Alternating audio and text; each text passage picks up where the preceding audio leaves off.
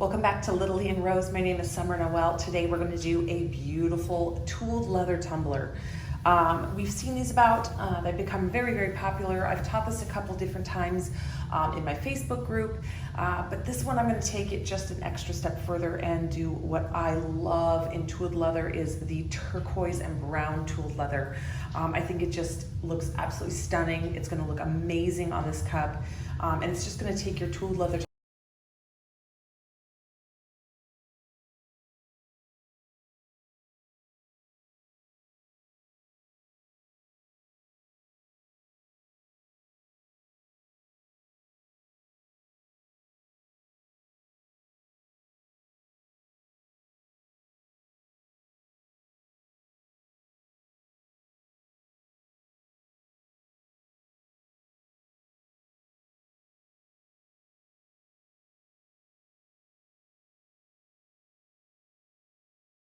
Welcome back to LittleLee and Rose. My name is Summer Noel, and today we're going to do a beautiful tooled leather tumbler. Now we're going to do something a little bit different than what you've seen with regular tooled leather. We are going to use spray paints to layer on multiple colors. I love the beautiful turquoise tooled leather, so we're going to be using 3 colors of spray paint. We've got nutmeg, walnut, and a beautiful turquoise blue. We've got a 20-ounce skinny tumbler and the piece of vinyl that's already been cut and weeded for us. Now the piece of vinyl is done with a floral pattern to make the tooled leather. I'm also going to be using a squeegee and my weeding tweezers and my weeding ring to get this all done. I use the weeding tweezers and weeding ring to do all the weeding for the very intricate piece of vinyl. So let's jump right in and get this piece of vinyl wrapped around this tumbler. I'm gonna just put the tumbler down at the bottom piece of the vinyl, wrap it around, and get all this detail stuck onto the tumbler.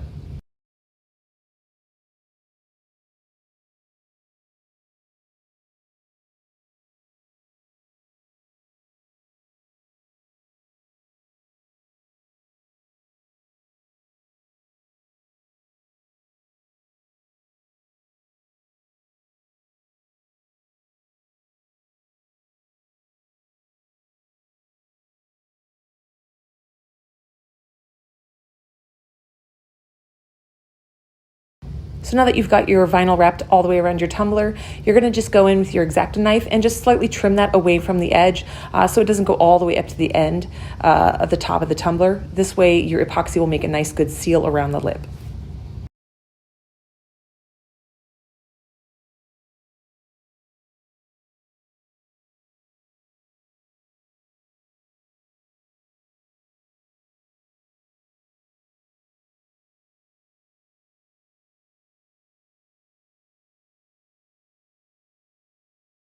All right, so the key part of this next step is we're gonna layer these paints. We're gonna do 2 full coats of this camel color.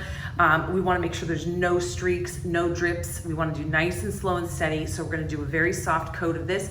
If you have never spray painted without drips, I do have a tutorial on how to spray paint a tumbler with no drips. So scroll back in my channel and find that tutorial, and then you can kind of get the idea of how I'm gonna be spray painting this. So I'm gonna spray paint the nutmeg, which I call camel color, the nutmeg color, down first. This is a nutmeg, this is a satin finish, and that's gonna cover this entire cup. And then we're gonna do 2 full coats of that, make sure there's no streaking, no drips, and then we're gonna move on to the next color.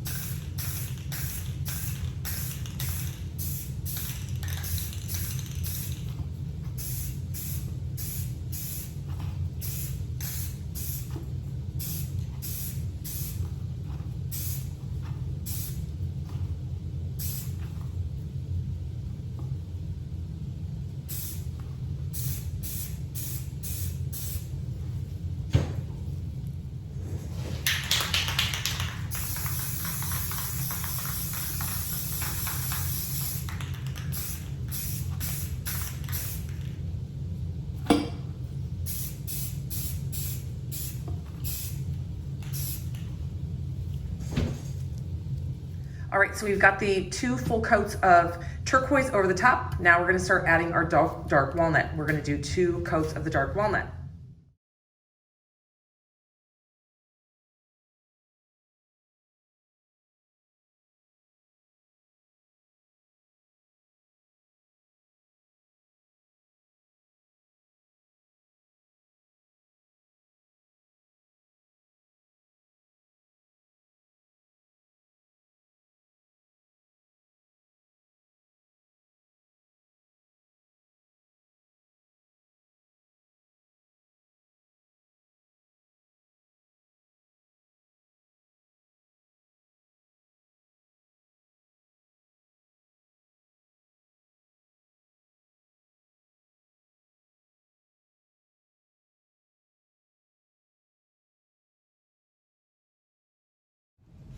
So you can see it looks just plain dark brown with that pattern underneath, but now we're gonna do the fun part that's gonna make it look like it is the turquoise leather. So we are gonna take, this is a rag that I got at Home Depot. It comes in a whole box of rags. They're just called Rags Premium. They're kind of almost between a paper towel and a cloth. I really like the texture. They're really durable. And then I've got a cup of 99% alcohol. Now you can use 91% or 99%. I get the 99% on Amazon. It comes in a 1 gallon jug for about $30. I do use it a lot, so I did go ahead and buy the big gallon, plus the 99% is much more effective on rubbing the paint away. But like I said, you can do this with 91% alcohol just fine if that's what you already have on hand. So we're gonna just be taking this cloth, dipping it down into the alcohol, and then we're gonna take the cloth and we're gonna rub it over the top of our pattern. And as we do that, you can start seeing the colors underneath will start coming through. And you will then just decide how much blue and how much of the beige you want to come through. Obviously, the more that you come through, the more texture that your cup has. And it's just about medium pressure. You don't want to push too hard because you also don't want to lift up your vinyl.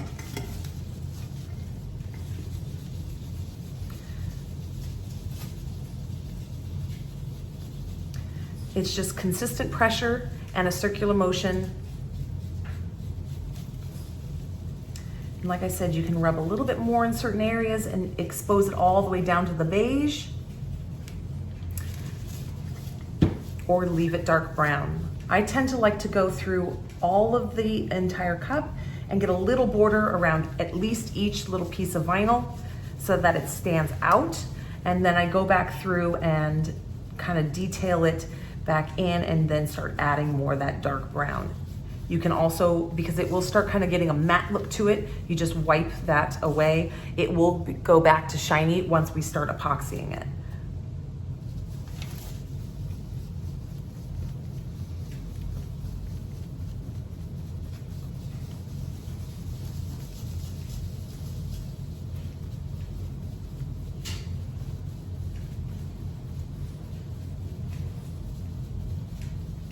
So you are going through essentially like 6 layers of epoxy. So just be patient, not epoxy, I apologize, spray paint.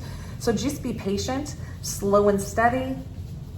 You don't want to go down too far because you don't want to hit that white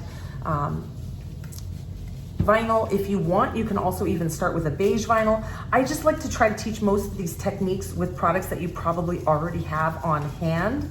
And let's just be honest, anybody who has a Cricut, we all have white vinyl, right? So if you have a beige vinyl, you can start with a beige vinyl and you don't have to worry about getting all the way to the white. But like I said, it takes a lot of work to get down to that white surface. So it's kind of hard to get there, but just by using consistent pressure, you can see we're getting down to that beautiful beige underneath. But we're getting a lot of that gorgeous, gorgeous turquoise color. So every once in a while, I just change where my finger is on my rag, re-dip, and keep going. And I try to go down one stripe at a time because as you rotate, you don't want to damage anything as you spin it.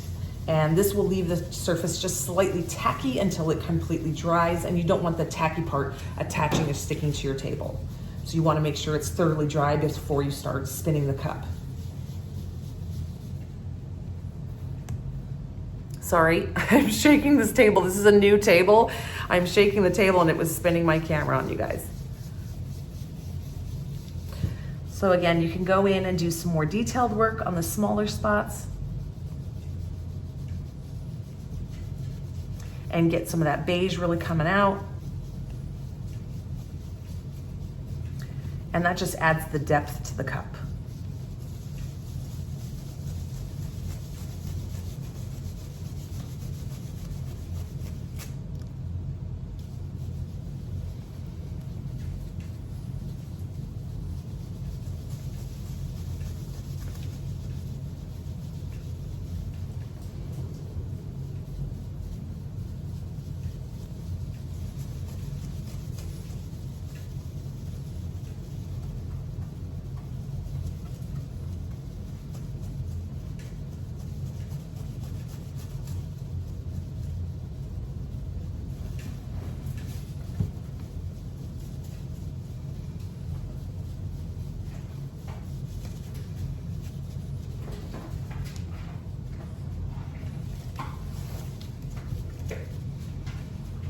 Sorry, you can, you can hear my puppies playing under the table. We're just gonna get through this one section here and then I will go on high speed and you guys can kind of see me work through it. But I wanted to show you guys kind of the rhythm and pressure that I apply and how it starts just kind of blooming through on that vinyl.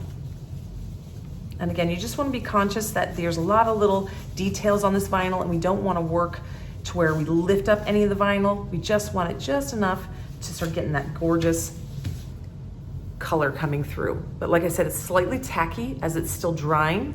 So up here it's already dry, but down here it's still a little tacky from the alcohol ink rubbing on it. And still kind of releasing that paint. So we want to wait just a slight amount of time until that loses its tackiness, because if we roll the cup onto the table and then lift, it's going to stick and pull that off. All right, so you just got to be very conscious of the state of the tackiness on the tumbler while you work on it.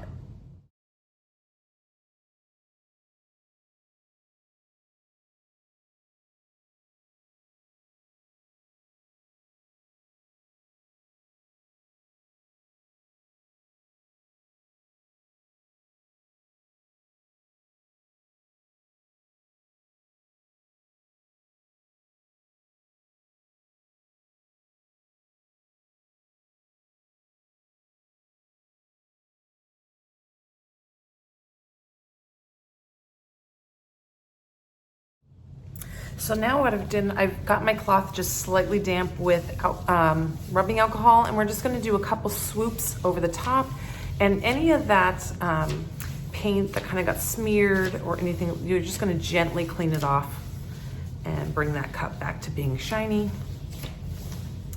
and remove any of that paint that might have smudged across. All right, so now we're gonna let this one set and totally dry before we go ahead and start our epoxy process.